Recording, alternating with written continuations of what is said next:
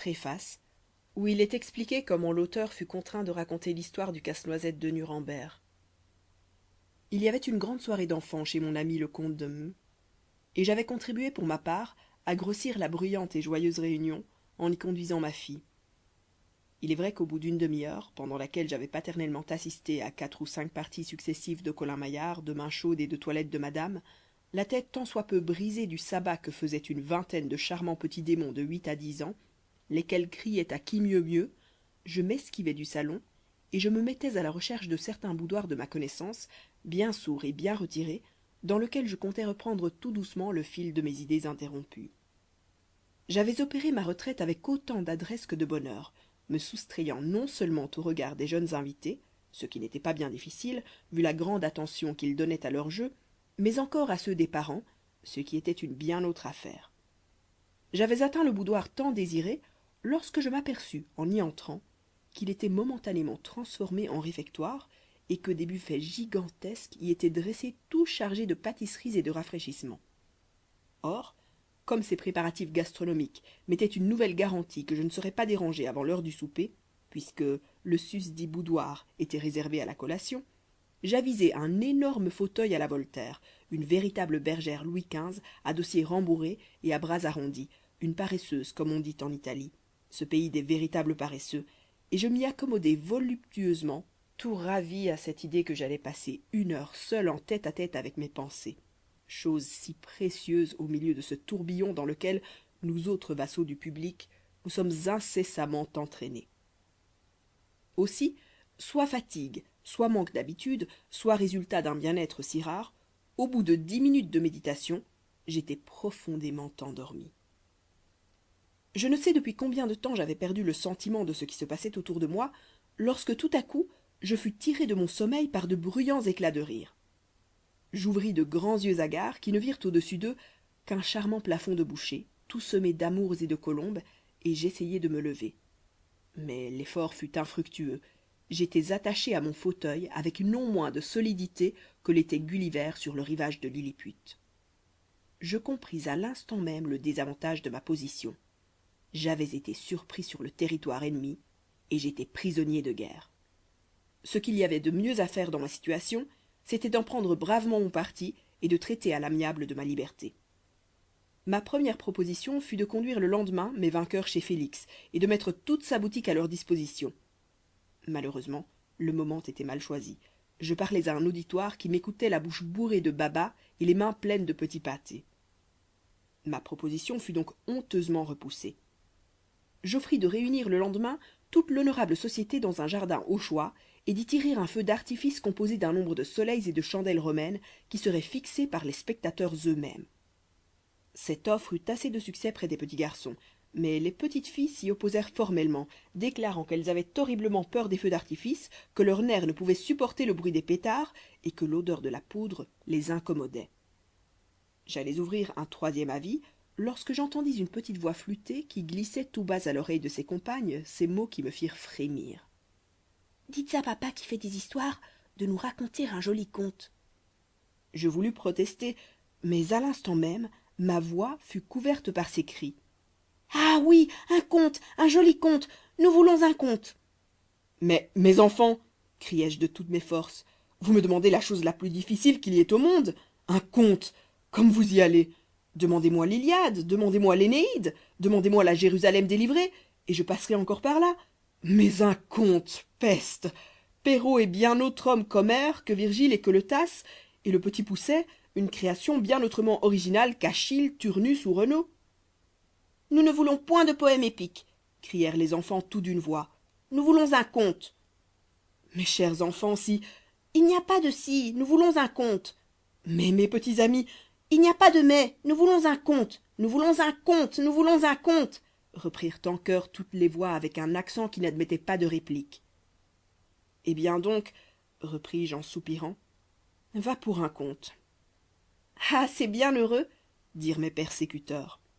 Mais je vous préviens d'une chose, c'est que le conte que je vais vous raconter n'est pas de moi. Qu'est-ce que cela nous fait pourvu qu'il nous amuse? J'avoue que je fus un peu humilié du peu d'insistance que mettait mon auditoire à avoir une œuvre originale. Et de qui est-il votre conte, monsieur? dit une petite voix appartenant sans doute à une organisation plus curieuse que les autres. Il est d'Hoffmann, mademoiselle. Connaissez-vous Hoffmann? Non, monsieur, je ne le connais pas. Et comment s'appelle-t-il, ton comte? Demanda du ton d'un gaillard qui sent qu'il a le droit d'interroger le fils du maître de la maison. Le casse-noisette de Nuremberg, répondis-je en toute humilité. Le titre vous convient-il, mon cher Henri? Ça ne promet pas grand-chose de beau, ce titre-là. Mais n'importe, va toujours. Si tu nous ennuies, nous t'arrêterons et tu nous en diras un autre, et ainsi de suite, je t'en préviens, jusqu'à ce que tu nous en dises un qui nous amuse. Un instant, je ne prends pas cet engagement-là. Si vous étiez de grandes personnes, à la bonne heure. Voilà pourtant nos conditions, sinon prisonnier à perpétuité. Mon cher Henri, vous êtes un enfant charmant, élevé à ravir, et cela m'étonnera fort si vous ne devenez pas un jour un homme d'état très distingué. Déliez-moi, et je ferai tout ce que vous voudrez. Parole d'honneur? Parole d'honneur. Au même instant, je sentis les 1000 fils qui me retenaient se détendre. Chacun avait mis la main à l'œuvre de ma délivrance, et, au bout d'une demi-minute, j'étais rendu à la liberté. Or, comme il faut tenir sa parole, même quand elle est donnée à des enfants, j'invitai mes auditeurs à s'asseoir commodément, afin qu'ils pussent passer sans douleur de l'audition au sommeil, et, quand chacun eut pris sa place, je commençai ainsi. Chapitre 1er de l'histoire d'un casse-noisette d'Alexandre Dumas. Le parrain Drosselmayer. Il y avait une fois dans la ville de Nuremberg un président fort considéré qu'on appelait monsieur le président Silberhaus, ce qui veut dire maison d'argent. Ce président avait un fils et une fille. Le fils, âgé de 9 ans, s'appelait Fritz. La fille, âgée de 7 ans et demi, s'appelait Marie. C'étaient 2 jolis enfants, mais si différents de caractère et de visage qu'on n'eût jamais cru que c'étaient le frère et la sœur. Fritz était un bon gros garçon joufflu, rodomont, espiègle, frappant du pied à la moindre contrariété, convaincu que toutes les choses de ce monde étaient créées pour servir à son amusement ou subir son caprice, et demeurant dans cette conviction jusqu'au moment où le docteur, impatienté de ses cris et de ses pleurs, ou de ses trépignements, sortait de son cabinet, et levant l'index de la main droite à la hauteur de son sourcil froncé, disait ces seules paroles. « Monsieur Fritz !» Alors Fritz se sentait pris d'une énorme envie de rentrer sous terre. Quant à sa mère, il va sans dire qu'à quelque hauteur qu'elle levât le doigt ou même la main, Fritz n'y faisait aucune attention. Sa sœur Marie, tout au contraire, était une frêle et pâle enfant, aux longs cheveux bouclés naturellement et tombant sur ses petites épaules blanches comme une gerbe d'or mobile et rayonnante sur un vase d'albâtre. Elle était modeste, douce, affable, miséricordieuse à toutes les douleurs, même à celles de ses poupées, obéissante aux premiers signes de madame la présidente et ne donnant jamais un démenti même à sa gouvernante, mademoiselle Trudchen, ce qui fait que Marie était adorée de tout le monde. Or, le 24 décembre de l'année 1700 était arrivé. Vous n'ignorez pas, mes petits amis, que le 24 décembre est la veille de la Noël, c'est-à-dire du jour où l'enfant Jésus est né dans une crèche, entre un âne et un bœuf. Maintenant, je vais vous expliquer une chose. Les plus ignorants d'entre vous ont entendu dire que chaque pays a ses habitudes, n'est-ce pas? Et les plus instruits savent sans doute déjà que Nuremberg est une ville d'Allemagne fort renommée pour ses joujoux, ses poupées et ses polichinelles, dont elle envoie de pleines caisses dans tous les autres pays du monde. Ce qui fait que les enfants de Nuremberg doivent être les plus heureux enfants de la terre, à moins qu'ils ne soient comme les enfants d'Ostende, qui n'ont des huîtres que pour les regarder passer. Donc, l'Allemagne étant un autre pays que la France, a d'autres habitudes qu'elle. En France, le premier jour de l'an est le jour des étrennes, ce qui fait que beaucoup de gens désireraient fort que l'année commençât toujours par le 2 janvier. Mais en Allemagne, le jour des étrennes est le 24 décembre, c'est-à-dire la veille de la Noël. Il y a plus, les étrennes se donnent de l'autre côté du Rhin d'une façon toute particulière. On plante dans le salon un grand arbre, on le place au milieu d'une table, et à toutes les branches on suspend les joujoux que l'on veut donner aux enfants. Ce qui ne peut pas tenir sur les branches, on le met sur la table. Puis on dit aux enfants que c'est le bon petit Jésus qui leur envoie leur part des présents qu'il a reçus des 3 rois mages, et en cela, on ne leur fait qu'un demi-mensonge, car, vous le savez, c'est de Jésus que nous viennent tous les biens de ce monde.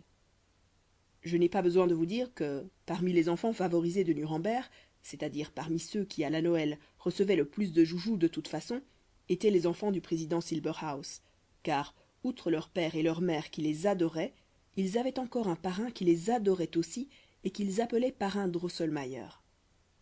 Il faut que je vous fasse en 2 mots le portrait de cet illustre personnage qui tenait dans la ville de Nuremberg une place presque aussi distinguée que celle du président Silberhaus. Parrain Drosselmayer, conseiller de médecine, n'était pas un joli garçon le moins du monde, tant s'en faut.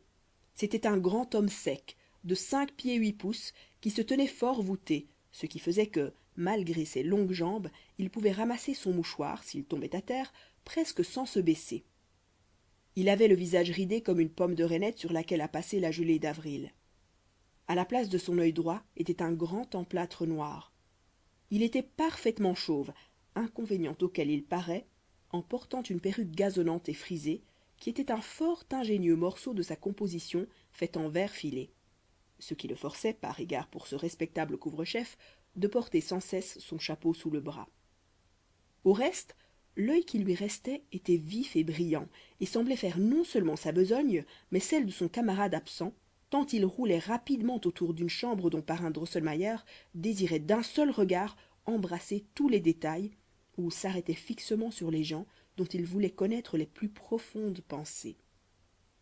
Or, le parrain Drosselmayer, qui, ainsi que nous l'avons dit, était conseiller de médecine, au lieu de s'occuper comme la plupart de ses confrères, à tuer correctement et selon les règles les gens vivants, n'était préoccupé que de rendre, au contraire, la vie aux choses mortes, c'est-à-dire qu'à force d'étudier le corps des hommes et des animaux, il était arrivé à connaître tous les ressorts de la machine, si bien qu'il fabriquait des hommes qui marchaient, qui saluaient, qui faisaient des armes, des dames qui dansaient, qui jouaient du clavecin, de la harpe et de la viole, des chiens qui couraient, qui rapportaient et qui aboyaient, des oiseaux qui volaient, qui sautaient et qui chantaient, des poissons qui nageaient et qui mangeaient. Enfin, il en était même venu à faire prononcer aux poupées et aux polichinelles quelques mots peu compliqués, il est vrai, comme papa, maman, dada. Seulement, c'était d'une voix monotone et criarde qui attristait, parce qu'on sentait bien que tout cela était le résultat d'une combinaison automatique, et qu'une combinaison automatique n'est toujours, à tout prendre, qu'une parodie des chefs-d'œuvre du Seigneur. Cependant, malgré toutes ces tentatives infructueuses, parrain Drosselmayer ne désespérait point et disait fermement qu'il arriverait un jour à faire de vrais hommes, de vraies femmes, de vrais chiens, de vrais oiseaux et de vrais poissons. Il va sans dire que ses 2 filleuls, auxquels il avait promis ses premiers essais en ce genre, attendaient ce moment avec une grande impatience. On doit comprendre qu'arrivé à ce degré de science en mécanique, parrain Drosselmayer était un homme précieux pour ses amis. Aussi, une pendule tombait-elle malade dans la maison du président Silberhaus, et malgré le soin des horlogers ordinaires, ses aiguilles venaient-elles à cesser de marquer l'heure, son tic-tac à s'interrompre, son mouvement à s'arrêter, on envoyait prévenir le parrain Drosselmayer, lequel arrivait aussitôt tout courant, car c'était un artiste ayant l'amour de son art, celui-là. Il se faisait conduire auprès de la morte qu'il ouvrait à l'instant même, en levant le mouvement qu'il plaçait entre ses 2 genoux. Puis alors, la langue passant par un coin de ses lèvres, son œil unique brillant comme une escarboucle, sa perruque de verre posée à terre, il tirait de sa poche une foule de petits instruments sans nom, qu'il avait fabriqués lui-même et dont lui seul connaissait la propriété, choisissait les plus aigus, qu'il plongeait dans l'intérieur de la pendule, acupuncture qui faisait grand mal à la petite Marie, laquelle ne pouvait croire que la pauvre horloge ne souffrit pas de ces opérations, mais qui, au contraire, ressuscitait la gentille trépanée qui, dès qu'elle était replacée dans son coffre, ou entre ses colonnes, ou sur son rocher, se mettait à vivre, à battre et à ronronner de plus belle. Ce qui rendait aussitôt l'existence à l'appartement, qui semblait avoir perdu son âme en perdant sa joyeuse pensionnaire. Il y a plus. Sur la prière de la petite Marie, qui voyait avec peine le chien de la cuisine tourner la broche, occupation très fatigante pour le pauvre animal, le parrain Drosselmayer avait consenti à descendre des hauteurs de sa science pour fabriquer un chien automate, lequel tournait maintenant la broche sans aucune douleur ni aucune convoitise, tandis que Turc, qui, au métier qu'il avait fait depuis 3 ans, était devenu très frileux, se chauffait en véritable rentier le museau et les pattes, sans avoir autre chose à faire que de regarder son successeur qui, une fois remonté, en avait pour 1 heure à faire sa besogne gastronomique sans qu'on eût à s'occuper seulement de lui.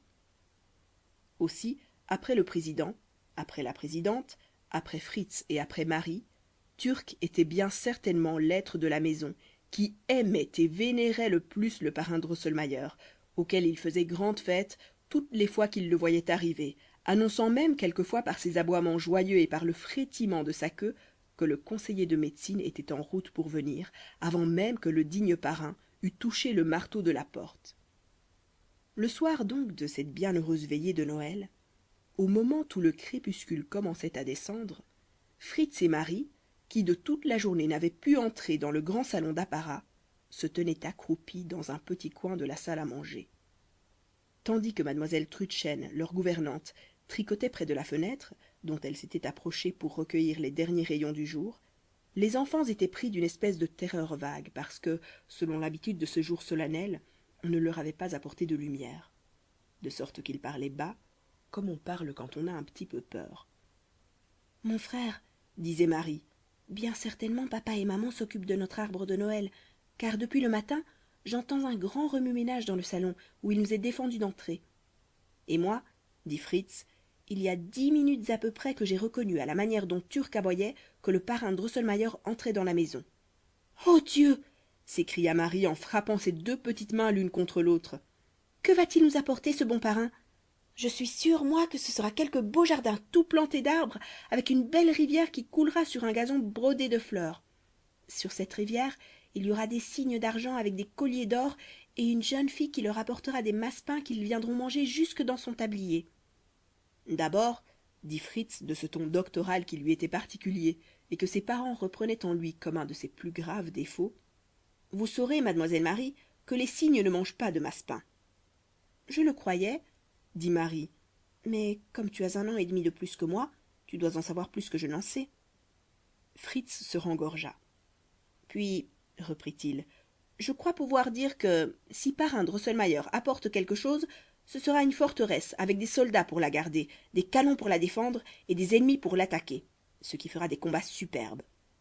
Je n'aime pas les batailles, dit Marie.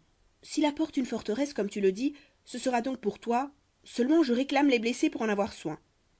Quelque chose qu'il apporte, dit Fritz, tu sais bien que ce ne sera ni pour toi ni pour moi, attendu que, sous le prétexte que les cadeaux de parrain Drosselmayer sont de vrais chefs-d'œuvre, on nous les reprend aussitôt qu'il nous les a donnés, et qu'on les enferme tout au haut de la grande armoire vitrée, où papa seul peut atteindre. Et encore en montant sur une chaise, ce qui fait, continua Fritz, que j'aime autant et même mieux les joujoux que nous donnent papa et maman, et avec lesquels on nous laisse jouer au moins jusqu'à ce que nous les ayons mis en morceaux, que ceux que nous apporte le parrain Drosselmayer. Et moi aussi, répondit Marie. Seulement, il ne faut pas répéter ce que tu viens de dire au parrain. Pourquoi ? Parce que cela lui ferait de la peine que nous n'aimassions pas autant ces joujoux que ceux qui nous viennent de papa et de maman. Il nous les donne pensant nous faire grand plaisir, il faut donc lui laisser croire qu'il ne se trompe pas. Ah bah, dit Fritz. Mademoiselle Marie a raison, monsieur Fritz, dit mademoiselle Trudchen, qui d'ordinaire était fort silencieuse et ne prenait la parole que dans les grandes circonstances. Voyons, dit vivement Marie pour empêcher Fritz de répondre quelque impertinence à la pauvre gouvernante. Voyons, devinons ce que nous donnerons nos parents.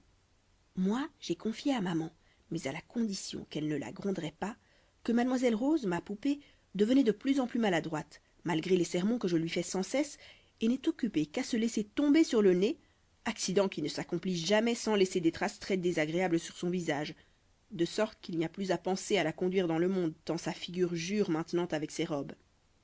Moi, dit Fritz, je n'ai pas laissé ignorer à papa qu'un vigoureux cheval alezan ferait très bien dans mon écurie, de même que je l'ai prié d'observer qu'il n'y a pas d'armée bien organisée sans cavalerie légère, et qu'il manque un escadron de hussards pour compléter la division que je commande. À ces mots, mademoiselle Trudchen jugea que le moment convenable était venu de prendre une seconde fois la parole. Monsieur Fritz et mademoiselle Marie, dit-elle, vous savez bien que c'est l'enfant Jésus qui donne et bénit tous ces beaux joujoux qu'on vous apporte. Ne désignez donc pas d'avance ceux que vous désirez, car il sait mieux que vous-même ceux qui peuvent vous être agréables.